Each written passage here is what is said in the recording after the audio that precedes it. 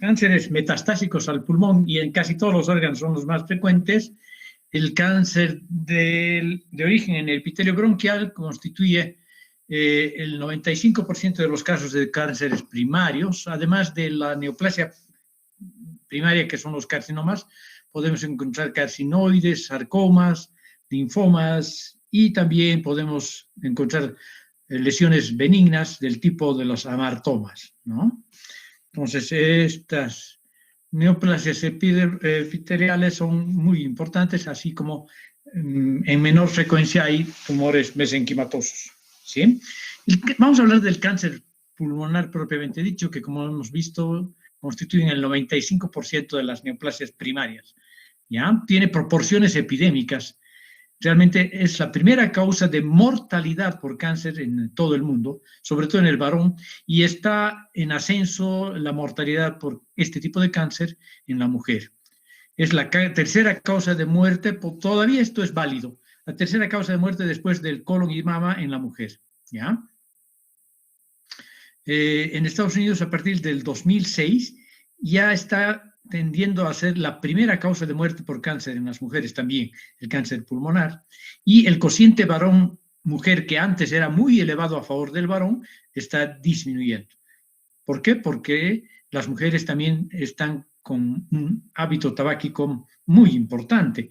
Si ustedes van a un restaurante, bueno, ahora no pueden, pero si ustedes van a una pizzería, no, a un local, a un bar, y hay mujeres y hombres, hay más mujeres fumando que hombres actualmente, ¿no? El pico etario está en la quinta y sexta década de la vida, pero su frecuencia es alta de todos modos desde los 50 hasta los 80 años en general, ¿ya? ¿Por qué una historia de tantos fracasos? Obviamente por el consumo de tabaco, ¿no? Que es muy alto. Solo el 25% de los pacientes se presentan en estadios tempranos. Esa es otra causa de tanto fracaso en el tratamiento también del cáncer pulmonar. A pesar de los nuevos adelantos, todavía hay una alta tasa de mortalidad. La sobrevida a 5 años, fíjense, va a depender mucho, claro, del estadio clínico de la enfermedad. En el estadio 1 está entre el 60 y 70%, es aceptable. En el estadio 2, 40-50% de sobrevida. Y en el estadio 3, 20%. Pero muy pocos de los estadios más avanzados sobreviven a 5 años, incluso con los tratamientos sistémicos, ¿no? Todo esto explica por qué solo el 15% de los pacientes viven más allá de los 5 años a partir del diagnóstico. Bueno, ¿cuáles son los tumores pulmonares más importantes? 90-95% se trata de carcinomas de origen broncogénico, o sea, del árbol respiratorio. 5% a nivel son carcinoides bronquiales, que también, claro, surgen en el epitelio bronquial, y entre el 2 y 5% tenemos las otras neoplasias, sarcomas incluidos, ¿no? El tumor más maligno, más frecuente, a pesar de que son tan frecuentes los carcinomas broncogénicos, de todos modos, en el pulmón, el tumor maligno más frecuente siempre es el metastásico, lo mismo que en el hígado o en otras localizaciones, como dijimos. La etiología, el tabaquismo. El tabaquismo es el factor de riesgo más importante. Fíjense, el cáncer pulmonar tiene una base de hábito tabáquico hasta en el 85% de los casos, ¿sí? O sea, de los cánceres pulmonares, el 85% son fumadores. Esto no quiere decir que el 85% de los fumadores vayan a desarrollar cáncer de pulmón, pero esa es la etiología más frecuente. Otras causas son la contaminación atmosférica, ¿no? El hecho de vivir, por ejemplo, en ambientes contaminados como el de Cochabamba, causas laborales, factores dietéticos y cicatrices crónicas, por ejemplo, de procesos inflamatorios, micóticos, tuberculosis, etcétera, etcétera, ¿no? Entonces, en la cronología del desarrollo de esta enfermedad tienen que participar indudablemente agentes iniciadores, promotores y otros contaminantes, ¿no? Los agentes iniciadores son importantes cancerígenos y son los hidrocarburos aromáticos policíclicos y las nitrosaminas. Ambos componentes están presentes en el tabaco, ¿sí? Agentes promotores que son derivados del fenol también están presentes en el tabaco. Y, claro, en otras industrias, ¿no? Elementos radioactivos, como para el cáncer de tiroides o de otras ubicaciones, en el pulmón también tienen mucha importancia. Y otros contaminantes como el arsénico, níquel, los hongos, mohos, igual que en el hígado, también tienen importancia, y muchos aditivos. Bueno, ¿cuál es la meta? Sería disminuir la mortalidad total por cáncer de pulmón, ¿sí?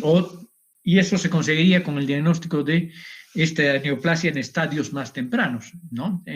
Hay un rastreo, hay esfuerzos por rastrear este diagnóstico temprano de la neoplasia pulmonar. El más efectivo se ha propuesto que sería la radiografía, pero en poblaciones de riesgo. Sin embargo, todos han fracasado, como de ejemplo el Papa Nicolau en las endoscopias en cáncer digestivo, el Papa Nicolau en el génito urinario, en el genital, ¿no? Bueno, las lesiones precursoras son importantes para el desarrollo de cáncer de pulmón, ¿no? Tenemos la hiperplasia de células califormes, la hiperplasia de células basales y la metaplasia epidermoide. Son procesos potencialmente reversibles y benignos, pero que pueden ser el asiento favorecedor del desarrollo de cáncer pulmonar, ¿sí? Porque pueden desencadenar una displasia escamosa e incluso un carcinoma in situ. Las metaplasias epidermoides son el primer paso y después se puede desarrollar una displasia escamosa, un carcinoma in situ, una hiperplasia adenomatosa atípica para el desarrollo de adenocarcinomas o una hiperplasia difusa idiopática de las células neuroendocrinas pulmonares para el desarrollo de los tumores de células pequeñas, ¿no? Aquí tenemos un epitelio bronquial en donde hay un engrosamiento del epitelio y hay unas alteraciones madurativas que coinciden con una displasia de alto grado. Una displasia de alto grado que posteriormente puede convertirse en un carcinoma in situ y posteriormente infiltrar la lámina propia. Aquí tenemos algunas imágenes de los factores de riesgo que favorecen el desarrollo de cáncer del pulmón, hiperplasia de células caliciformes, vean ustedes, hiperplasia de células basales, difícil diagnóstico diferencial con una neoplasia intraepitelial, la metaplasia escamosa, que ya es un poco atípica aquí, la displasia escamosa, o sea, prácticamente una displasia de alto grado aquí, el carcinoma in situ, que es muy difícil diferenciar de una neoplasia intraepitelial de alto grado o de una displasia de alto grado, y el carcinoma que ya rompe la membrana basal y condiciona una invasión del estroma y se convierte en un carcinoma invasivo, epidermoide en este caso. Bueno, en la patología molecular del cáncer hay factores múltiples, entre los factores importantes están los genéticos también, pero hay una influencia poco clara en relación a los estudios moleculares que mostraron varias alteraciones genéticas en las células madre que producen cáncer a través de clones de células malignas que constituyen la masa tumoral, ¿sí? Pero básicamente hay 4 factores de riesgo genético que predisponen al cáncer de pulmón. Uno de ellos es la activación de oncogenes promotores del crecimiento, relacionados con el ciclo celular, ¿no? Activación de los oncogenes promotores, a partir de protooncogenes, desde luego.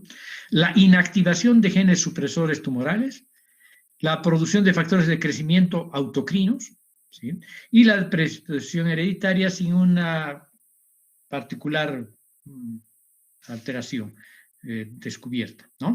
Los objetivos moleculares, estos objetivos moleculares, se van a ir convirtiendo paulatinamente en el mecanismo de tratamiento para aumentar la sobrevida, sobre todo por el momento, de estos pacientes, ¿no? Todavía no hay una cura para el cáncer pulmonar que no sea quirúrgica cuando se diagnostica a tiempo, solamente se prolonga un poco la vida de los pacientes, ¿sí? Entonces, hablemos un poco de estos genes involucrados en la patología molecular del cáncer de pulmón, que también pueden estar relacionados con otros cánceres, no solamente de pulmón. Hablaremos primero de la activación de oncogenes promotores del crecimiento, ¿sí? Aquí están los genes KRAS, MYC, factores receptor del crecimiento epidérmico, BRAF, PIK-A, BCL2, etc., ¿no? Entonces, las mutaciones del KRAS que están presentes en el 25% de los adenocarcinomas, en el 5% de los epidermoides y excepcionalmente presentes en el carcinoma de células pequeñas o microcítico. Guardan estrecha relación con el hábito tabáquico y se asocian con mal pronóstico, el KRAS. La sobreexpresión del gen MYC del 10 a 40% de los carcinomas de células pequeñas, rara vez en los carcinomas de células no pequeñas, ¿sí? Luego tenemos la mutación en el dominio de la tirosinasa del gen que es el receptor del factor de crecimiento epidérmico. Este tiene mucha importancia y está relacionado con los adenocarcinomas periféricos en pacientes, mujeres sobre todo, no fumadores, no fumadoras sería en este caso, ¿no?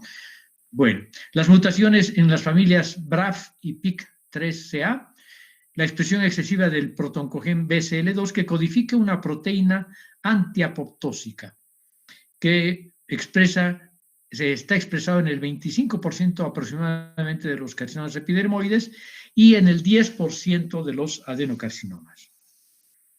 Luego tenemos la inactivación de genes supresores tumorales.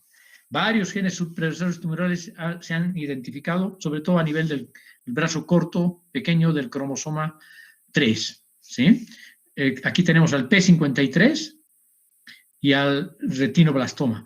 El P53 que está presente en el 80% de los carcinomas microcíticos y en el 50% de los no microcíticos.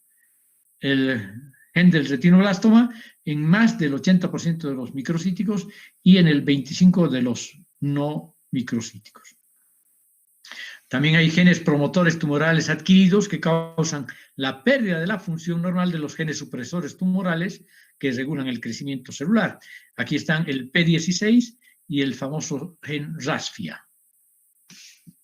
Luego tenemos los factores de crecimiento autocrinos que que participan en una especie de proceso multiescalonado que requiere agentes iniciadores y promotores. La nicotina actúa tanto como iniciador como promotor. Otros componentes del humo del tabaco actúan como promotores al desenmascarar la expresión de receptores de nicotina acetilcolina y hormonas elaboradas por el mismo tumor como parte del síndrome paraneoplásico activan también la vía autocrina. Y por último tenemos la predisposición hereditaria, si bien no es frecuente, hay unos ejemplos bien estudiados de cáncer pulmonar hereditario en el síndrome de Li-Fraumeni, que consiste en mutaciones germinales por vía germinal del gen TP53 que codifica el gen supresor tumoral P53. ¿Ya? Los pacientes con retinoblastoma que están predispuestos a cáncer de pulmón en el futuro, los parientes en primer grado de pacientes con cáncer de próstata, 2 a 3 veces más posibilidades, y mutaciones en el citocromo P450, que es un agente que metaboliza el carcinógeno químico del humo del tabaco. ¿Sí? Y claro, frente a estos genes que favorecen el desarrollo del cáncer pulmonar y otros cánceres, hay objetivos moleculares para el tratamiento. Se constituyen en objetivos moleculares, mejor dicho, para el tratamiento y predicción de la supervivencia. Se están descubriendo cada vez más nuevas moléculas diana, medicamentos de la terapia dirigida para el cáncer de pulmón no microcítico sobre todo, ¿no? Porque para el cáncer microcítico no hay todavía nada en particular. Entonces, esto se conoce como terapia molecular anti la mutación, por ejemplo, del receptor del factor de crecimiento epidérmico en el tratamiento del carcinoma no microcítico, sobre todo el adenocarcinoma periférico no relacionado con el tabaco, no relacionado con las mujeres, sobre todo, no microcítico, ¿ya? Y el factor de crecimiento productor de células vasculares, endotelial vascular, ¿sí? Que favorece la proliferación vascular de los tumores, que en concentraciones excesivas contribuye a la angiogénesis tumoral. Entonces, hay que luchar contra este gen y contra este otro, ¿no? Esos son los blancos moleculares de las nuevas terapias. Pero también hay patrones moleculares génicos con fines predictivos, ¿sí? Se han hecho estudios proteónicos experimentales sobre la presencia en cada paciente de un patrón molecular proteínico único. Diagnóstico temprano, resistencia a fármacos, respuesta al tratamiento, supervivencia, serían los objetivos de estos patrones moleculares génicos. Hay muchos medicamentos dirigidos justamente al crecimiento de estos genes, a evitar la actividad de estos genes, el crecimiento de vasos sanguíneos, por ejemplo, o la angiogénesis. Se utiliza el bevacizumab, el ramucirumab, ¿no?, cuyas marcas comerciales son el Avastin, el Chirimanza, etc. Se utilizan sobre todo en cánceres de pulmón no microcítico, ¿no?, avanzados sobre todo. También hay medicamentos que atacan a las células con cambios en el gen del receptor del factor de crecimiento epidérmico e inhibidores de este gen, ¿no?, usados en el cáncer de pulmón no microcítico con mutaciones en este gen. Aquí tienen un listado de varios de estos medicamentos, terapia molecular contra el cáncer, ¿sí? Pueden utilizarse solos sin quimioterapia o con quimioterapia, y que se pueden ir alternando cuando se adquiere resistencia a estos medicamentos. Y así sucesivamente hay una terapia dirigida contra el cáncer de pulmón no microcítico. Se han descrito varios otros medicamentos que atacan a las células con diferentes cambios genéticos, ¿no? ALK, ROS1, BRAF, RET, MET, y etc. ¿Ok? Bueno, evolución clínica del cáncer de pulmón, esto es interesante, es indolente al principio, pero agresivo, o sea que se descubre muy tarde realmente, ¿no? Pasan inadvertidos a pesar de estar en la vía respiratoria y son agresivos. En la sexta década se presentan, alrededor de la sexta década se presentan en mayor frecuencia, y los síntomas clásicos son la tos, la pérdida de peso, el dolor torácico, la disnea, la obstrucción bronquial cuando hay obstrucción por parte del tumor, la expectoración y la hemoptisis, ¿sí? Muchos de estos tumores, tanto microcíticas como no microcíticos, van a producir síndromes paraneoplásicos al secretar en forma paraneoplástica justamente hormona antidiurética, hormona adrenocorticotrófica, calcitonina, gonadotrofina, serotonina, gastrina, paratormona, etcétera, que van a condicionar justamente el síndrome de secreción inadecuada de la hormona antidiurética, el síndrome de Cushing, la hipocalcemia, la ginecomastia, el síndrome carcinoide en el caso de la serotonina, el síndrome de Solinger-Ellison en el caso de producción exagerada de gastrina, hipercalcemia, etcétera. Y son las células tumorales las que presentan estas secreciones, dando síndromes paraneoplásicos. Pero además de los síndromes paraneoplásicos, puede haber efectos locales por parte del crecimiento y diseminación a distancia próxima de los tumores, ¿no? Entonces, ¿cuál es la manifestación clínica y cuál la base anatómica de estos diferentes efectos? Pues la obstrucción tumoral de las vías aéreas favorece el desarrollo de neumonía, incluso complicada con abscesos, y la telectasia, colapso lobar. Luego, la obstrucción tumoral con acumulación de lípidos celulares en macrófagos espumosos, en la neumonía lipoidea, ¿no? La propagación tumoral a la pleura, obviamente, este es un evento muy frecuente, el derrame pleural, ¿sí? La compresión del octavo nervio cervical, que se produce el síndrome, que se llama tumor de Panquast, produce el síndrome de Panquast, que se caracteriza por el dolor del brazo irradiado hacia el borde cubital, ¿no? Luego la ronquera es producida por la invasión del nervio laríngeo recurrente, la disfagia por invasión del esófago directamente, la parálisis diafragmática por invasión del nervio frénico, el síndrome de la vena cava superior, por compresión por parte del tumor justamente de la vena cava, el síndrome de Horner, que se caracteriza por enoftalmos, tosis palpebral, miosis y anhidrosis unilateral, es por invasión de los ganglios nerviosos simpáticos, también en el tumor de Panquast, la pericarditis con eventualmente taponamiento pericárdico, afectación directa del pericardio por parte del tumor, ¿no? Y aquí tenemos entonces algunas imágenes, neumonías asociadas a obstrucción por el tumor, la atelectasia también asociada por obstrucción, la isquemia crónica que puede producir acropaquias. Bien, y el diagnóstico de estas neoplasias en términos generales, obviamente la clínica, que lamentablemente a veces inespecífica y a veces tardía, la citología, ya sea de esputo o de lavado, aspirado y cepillado bronquial, el estudio de imágenes, que es muy importante, y en última instancia la biopsia. La biopsia. Aquí vemos imágenes radiológicas donde se ve el tumor en una tomografía, una radiografía con un síndrome neumónico parecido a una neumonía, que probablemente se trate de un adenocarcinoma con compromiso pleural, podría ser un adenocarcinoma bronquioalveolar, que a veces tiene este tipo de presentación clínica. Aquí vemos una imagen citológica típica de una papilita con tendencia, aunque pobre, de formar estructuras tubulares. Aquí tenemos una perla escamosa que hace el diagnóstico, o por lo menos sugiere el diagnóstico de un carcinoma epidermoide. Aquí tenemos una biopsia de un adenocarcinoma con secreción de moco y pequeñas formaciones tubulares.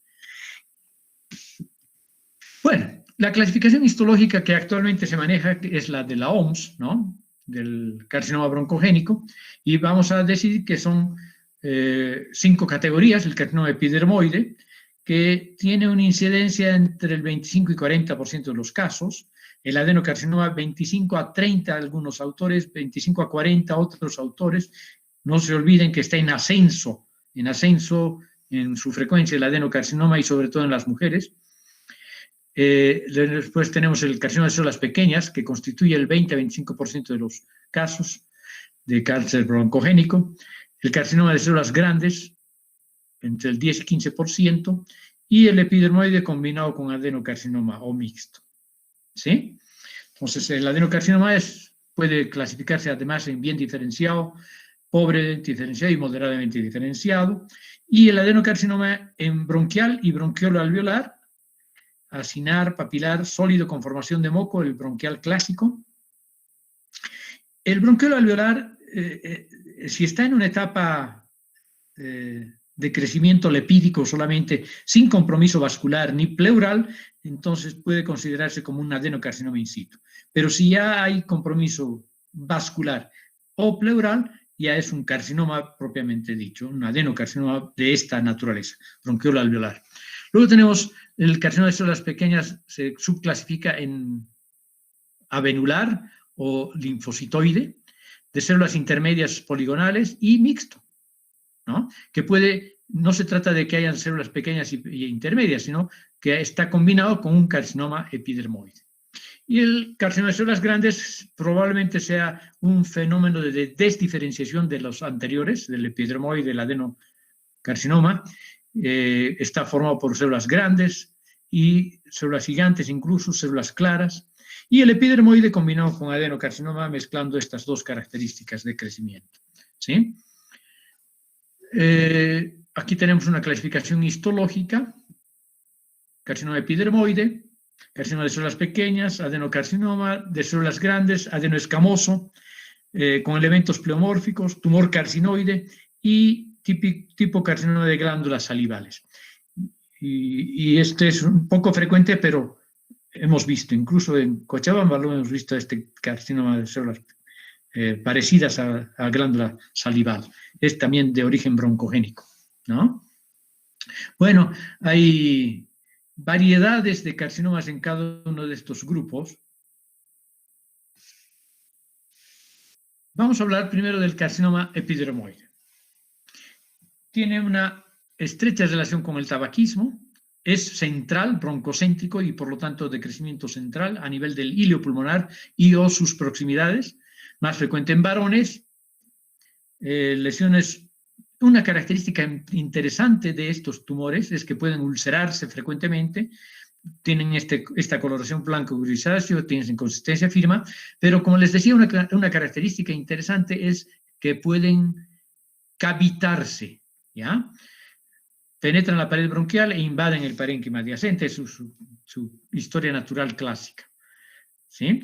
Entonces pueden ser bien diferenciados, hasta pobremente diferenciados, incluso anaplásicos, donde es imposible hacer el diagnóstico con certeza, ¿no? Los bien diferenciados pues, obviamente tienen perlas córneas, citoplasma grueso, vítreo, brillante, puentes intercelulares reconocibles, en fin. La inmunohistoquímica, el P63 y el P40, que no son muy específicos, pero nos ayudan en el diagnóstico. Y esta es la localización típica central, broncocéntrico, miren ustedes, con compromiso obstructivo del bronquio derecho a nivel de la carina, y tienen esta imagen radiológica central, y la histología, cuando es bien diferenciado, pues es fácil el diagnóstico, la formación de perlas córneas bien reconocibles, ¿no? Aquí tenemos también la clásica cavitación de los carcinomas epidermoides, que parecen cavernas tuberculosas o micóticas, ¿no? A la imagen histológica, perdón, a la imagen tomográfica, aunque tienen otras características, pero pueden llegar a confundirse con abscesos, cavernas tuberculosas o de otro origen biológico. Tenemos carcinomas epidermoides bien diferenciados, en donde podemos ver incluso los desmosomas en forma de puentes intercelulares, ¿no? Estirados, desmosomas estirados. Y claro, el citoplasma, como hemos descrito, grueso, vidrioso, brillante, las mitosis atípicas, en fin. Un carcinoma epidermoide bastante bien diferenciado, fácil de diagnosticar. El adenocarcinoma está en algunos lugares del mundo, superando en frecuencia al carcinoma epidermoide, y es el más frecuente en mujeres. El hábito tabáquico de las mujeres, con tendencia a utilizar filtros y tabaco suave, les condiciona a aspirar profundamente a las mujeres. Es por eso que se compromete un árbol bronquial más de las vías respiratorias más pequeñas, y por eso es que nacen adenocarcinomas en vez de epidermoides. Aunque también hay una menor correlación con el tabaquismo de este tipo de adenocarcinoma, y sobre todo si hay factores, alteraciones genéticas, como hemos descrito, como hemos visto, ¿no? Suele ser periférico en vez de central, a pesar de ser de origen bronquial, pero puede surgir incluso a nivel bronquial y cerca a la vía del lobulillo pulmonar alveolar. Es de crecimiento más indolente, más lento que el carcinoma epidermoide, ¿sí? Y se asocia a fibrosis, retracciones perolares, por la desmoplasia que producen las mismas células tumorales, y en general son masas de menor tamaño, pero con alta tendencia a metastatizar. Microscópicamente hay muchos patrones, el clásico acinario y tubular, el patrón lepídico de los bronquioalveolares, el carcinoma papilar, el micropapilar, el patrón sólido en los adenocarcinomas reconocidos como tales, pero menos diferenciados, los anaplásicos, que suelen ser sólidos, con producción o no de mucina. Y en la inmunohistoquímica podemos utilizar esto sí es importante e interesante, sobre todo en los compromisos pleurales, el factor de transcripción tiroideo de tipo 1 y la anapsina A, que nos sugieren un tumor primario de pulmón. Y estas son las imágenes: tumor periférico, estructuras tubulares, estructuras papilares, micropapilares también. Podemos tener estructuras tubulares más grandes, glandulares, donde hay una pérdida de la polaridad, pleomorfismo, discariosis, mitosis, etcétera, etcétera. ¿Sí? Aquí tenemos uno menos diferenciado, donde se ve producción de mucina, que nos permite hacer el diagnóstico de adenocarcinoma. Estos mejor diferenciados, aquí tenemos una mezcla de patrones tubulares y papilares, lo mismo aquí, básicamente parecido a esto, y aquí un patrón sólido, que sin embargo, con tinciones de paz nos permite ver la secreción de mucina. Seguimos con los adenocarcinomas periféricos, sí, periféricos, pero que pueden estar en relación con la vía bronquial también. Luego tenemos el carcinoma bronquial alveolar, del que ya hemos dicho que puede ser una variedad de adenocarcinoma, pero también puede tratarse de un adenocarcinoma in situ. Sí, es alrededor de 1 a 9%, varía mucho la estadística, 1 a 9% de los carcinomas pulmonares, tiene una frecuencia semejante en ambos sexos, los mismos síntomas prácticamente, pero con la interesante a veces formación de cuadros de aspecto neumónico por compromiso intersticial difuso. ¿Sí? Hay una frecuente diseminación y metástasis más bien tardías, ¿no? La diseminación es local, por vía transbronquial, vamos a decir, ahorita vemos eso, y las metástasis son tardías. Puede tener varios patrones macroscópicos, un nódulo único periférico, nódulos difusos que a veces confluyen y dan aspecto similar a una neumonía, como ya vimos, grupos de células tumorales que secretan material de mucina, forma infrecuente de adenocarcinoma, bueno, se origina en regiones bronquiolebulares, o sea, distales, casi siempre periféricas, por lo tanto, y está relacionada con cigarrillos también. En la microscopia, las células tumorales son altas, columnares, productoras de mucina y con tendencia a formar papilas, como las que vemos aquí. Este es un aspecto tipo bronconeumónico, y esta es la imagen también típica bronconeumónica en ambos campos pulmonares en forma difusa. Y este es el famoso patrón papilar a través de los bronquios, ¿no? El patrón lepídico de crecimiento. Vean, se está proliferando la neoplasia a través de la vía bronquial, de las paredes bronquiales, sin infiltrar todavía el estroma intersticial. Y aquí podemos ver también el patrón lepídico y vean cómo las células son altas, como hemos descrito, columnares, ¿no? Mucosecretoras, abundante moco en la luz. Ya les decía que esta es una variedad de adenocarcinoma cuando se llama adenocarcinoma propiamente dicho, cuando infiltra los vasos sanguíneos o el estroma y sobre todo la pleura. Ahí sí es con certeza un adenocarcinoma invasor. Mientras se mantenga mediante un crecimiento lepídico solamente, se considera que es un adenocarcinoma in situ. El microcítico es de muy mal pronóstico, es broncocéntrico, de crecimiento central, rápido, agresivo y precoz en sus metástasis, ¿no? Ya el diagnóstico, con certeza que ha dado la mayoría de estos tumores metástasis. Tiene una alta relación con el consumo de tabaquismo, de cigarrillos. El 99% de estos tumores se da en los fumadores, es más frecuente en varones. Es incurable quirúrgicamente, responde bien a la quimioterapia y a la radiación al principio, ¿no? Prácticamente desaparece la neoplasia, pero por su carácter infiltrante y metastásico precoz, al final termina ganando a la quimioterapia y a la radiación. Y tiene una alta posibilidad de dar síndromes paraneoplásicos, una de las hormonas producidas ectópicamente más frecuentemente, la hormona ACTH y la antidiurética, ¿no? Microscópicamente, células pequeñas en avena, sin organización epidermoide ni glandular. Esos son los que no son mixtos. Y también pueden haber células poliédricas más grandecitas o intermedias. Aquí está el aspecto clásico de estas células redondas, pequeñas, azules, parecen linfocitos en algunas áreas, ¿sí? Pero tienen un núcleo mucho más grande e hipercromático.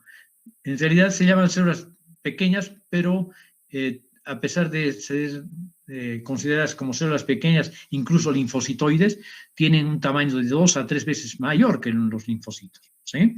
Entonces tienen una monotonía celular, células uniformes, pequeñas, núcleos pequeños, redondeados o fusiformes, cromatina fina y en grumos regulares, vean esa densidad cromatínica, son muy hipercromáticos, el citoplasma es escaso, crecen en racimos, ¿sí? Pueden tener con frecuencia necrosis por el rápido crecimiento y tienen niveles altos de la proteína antiapoptósica BCL2. Son positivos a las tinciones de cromogramina, sinaptofisina y inmunohistoquímicamente al CD57. ¿Sí? Luego tenemos el carcinoma de células grandes. Carcinoma de células grandes que, como les dije, probablemente se trata de una neoplasia desdiferenciada a partir de un adenocarcinoma, de un carcinoma epidermoide. Son células grandes, a veces gigantes, otras son células de citoplasma claro, a veces tienen un aspecto sarcomatoide, fusiforme, en fin. Aquí tenemos estas células gigantes que se pueden ver, grandes, aunque no multinucleadas necesariamente. Vean el tamaño de células comparadas con las vecinas. Otros tumores pulmonares y pleurales. Tenemos entre los pulmonares los amartomas y los tumores carcinoides. Luego tenemos tumores que surgen a nivel del mediastino, los tumores metastásicos y luego tenemos los tumores en la pleura. ¿Sí?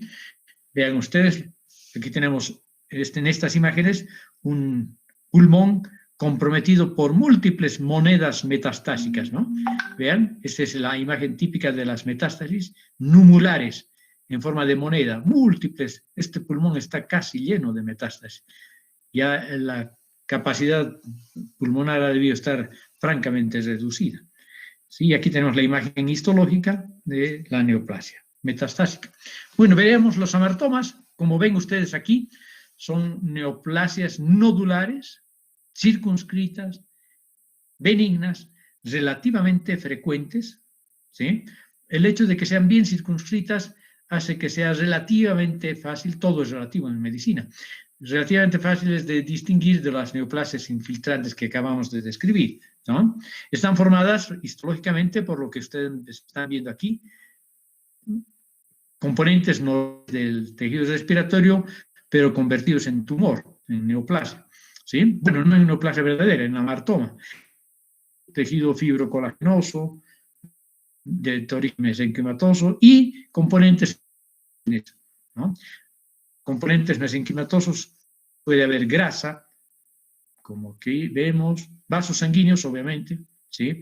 Y tejido fibrocolagenoso de densidad variable, laxo o denso. Los tumores carcinoides constituyen entre el 1 y 5% de las neoplasias pulmonares, ¿sí? Son de origen neuroendocrino, por lo tanto tienen diferenciación neuroendocrina. Se los clasifica en típicos y atípicos, básicamente, ¿no? Los típicos son neoplasias malignas de bajo grado, que tienen una sobrevida a 5 años de hasta el 80% de los casos, y los atípicos que se caracterizan por atipia celular, mitosis y necrosis, que tienen una menor tasa de sobrevida, del 56% a 5 años. Son masas también intrabronquiales, ¿no? A diferencia de los amartomas, polipoides, bastante circunscritas, muy vascularizadas y en general no mayores de 3 a 4 centímetros. Están formadas histológicamente por nidos y cordones de células redondeadas, pequeñas, uniformes, que tienen neurosecretores, gránulos neurosecretores, ¿sí? Son positivos para entonces, puesto que son de origen neuroendocrino, enolasa neuronal específica, serotonina, calcitonina, bombecina, ¿no? Son péptidos hormonales. Y esta es la imagen típica, macroscópica, de un tumor carcinoide, redondeado, a veces polipoide. Y aquí se ve el árbol bronquial, ¿sí? Se pueden distinguir los anillos traqueales, bueno, los islotes traqueales, no más allá, las glándulas submucosas, la muscular, la lámina propia, la submucosa, el epitelio respiratorio, y aquí la luz, y en esa luz está creciendo esta masa tumoral circunscrita, formada por estas células pequeñitas, uniformes, con este patrón organoide típico, separadas por una rica red vascular, como si fuera una célula endocrina, como un órgano endocrino siempre. Eso es lo característico de los órganos endocrinos, la rica vascularización, ¿no? Entonces, aquí tenemos uno de bajo grado, o típico, un carcinoide típico, y un tumor carcinoide atípico con áreas de necrosis, células más grandes y fusiformes, y hemorragia, etcétera, ¿no? Y seguramente si viéramos con mayor aumento, veríamos mitosis, sobre todo, y atipia celular. Entre los tumores mediastinos les voy a presentar este cuadro interesante solamente, ¿sí? Cuando un tumor está localizado en el mediastino superior, ¿qué tenemos que pensar? Que se puede tratar de un linfoma, de un timoma, de un bócio tiroideo intratorácico, de lesiones paratiroideas y obviamente de metástasis, que pueden estar en todo lado. Del mediastino anterior hay que pensar en un timoma también, en un teratoma, sobre todo si está en la línea media, un linfoma, otra vez, lesiones tiroideas y paratiroideas, son los más frecuentes a ese nivel. Entre ellos están los schwannomas y los neurofibromas. Los schwannomas son neurilemomas y los neurofibromas. Los linfomas otra vez presentes y las hernias gastroentéricas. Y en el mediastino medio pues, hay que pensar en quistes, el quiste broncogénico, el quiste pericárdico y otra vez el linfoma. Muy bien. Ahora vamos a hablar de los tumores pleurales. ¿Sí? Son los tumores pleurales más frecuentes, como en el pulmón, en la pleura también, son los metastásicos, ¿no? Los tumores metastásicos.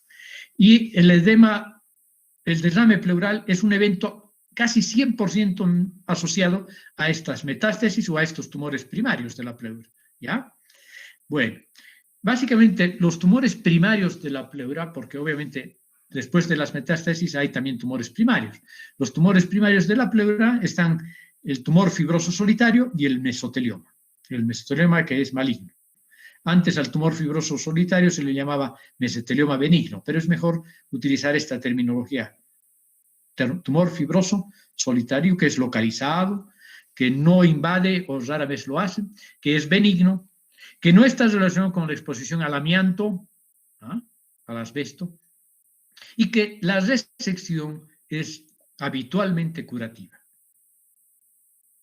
Y que en cambio el mesotelioma maligno está asociado a la exposición ocupacional con el amianto hasta en el 90% de los casos, fíjense, ¿no?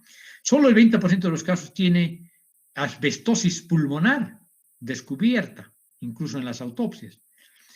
Tiene una evolución muy agresiva, gran malignidad, invade la pleura, puede metastatizar ampliamente, le forma una especie de coraza al pulmón, invadiéndolo, ¿sí? Y tiene un riesgo personal en los individuos que han trabajado con el amianto del 7 al 10% y hasta en un periodo de latencia de hasta 45 años puede aparecer el tumor después de haber incluso trabajado en fábricas de amianto, ¿no? En fábricas de asbesto. Muy bien. Ahora una consideración interesante es que incluso en los trabajadores de estas empresas, de estas fábricas de amianto o de procesadoras de amianto, va a ser el carcinoma pulmonar, sigue siendo más frecuente que el mesotelioma, ¿ya? Sobre todo si es fumador. ¿Qué es el tumor fibroso solitario? No son de origen mesotelial, sino que se originan en el tejido conjuntivo submesotelial. Una característica constante es la ausencia de positividad para citoqueratinas, o sea que no tienen origen epitelial, en contraste con la expresión constante de citoqueratinas en los mesoteliomas, incluso en los mesoteliomas sarcomatoides, que vamos a describir a continuación, ¿ya? Muy bien, aquí tenemos la imagen típica de un tumor fibroso solitario, que eventualmente se puede acompañar también de derrame pleural. Aquí tenemos un crecimiento de esta característica, fibroblastocitoide, de fibroblastos, y luego tenemos el mesotelioma maligno. Vean cómo crece e infiltra el pulmón, formándole una especie de coraza alrededor de todo el parénquima pulmonar, ¿sí? Y la imagen histológica, en este caso tenemos una imagen mixta, epitelioide y sarcomatoide, porque los mesoteliomas malignos son epitelioides, fusiformes o sarcomatoides o mixtos. En este caso tenemos mixto. Vean, aquí está el patrón epitelioide, ¿sí? Y aquí está el patrón sarcomatoide, con atipia, mitosis, en fin, ¿no? Este sí es maligno. Aquí tenemos otras imágenes. Entonces, esta es la clasificación del epitelioide, que es el epitelioide, sarcomatoide y mixto, ¿no? Decíamos. Es más frecuente el epitelioide, está seguido por el sarcomatoide, y el menos frecuente es el mixto, que es el que acabamos de ver, ¿sí? 70% epitelioides, 20% sarcomatoides, 10% mixtos. Esta es otra imagen macroscópica de un mesotelioma infiltrando el tumor o formando estos nódulos tumorales. Y en la imagen histológica, bueno, tenemos aquí el predominantemente epitelioide y aquí el predominantemente sarcomatoide. ¿Sí? Aquí tenemos el epitelioide y aquí una especie de mixto, pero también con áreas sarcomatoides, y aquí tenemos al culpable en el 90% de los casos. ¿Sí? Los cristales de amianto. Y aquí tenemos otra vez un mesotelioma infiltrante circunscripcional. Miren cómo está creciendo, tiene un patrón epitelioide predominante, podría confundirse fácilmente con un adenocarcinoma metastásico a la pleura, y cómo está invadiendo, aquí tenemos yemas invasivas al parénquima pulmonar. Muy bien, eso sería todo por hoy.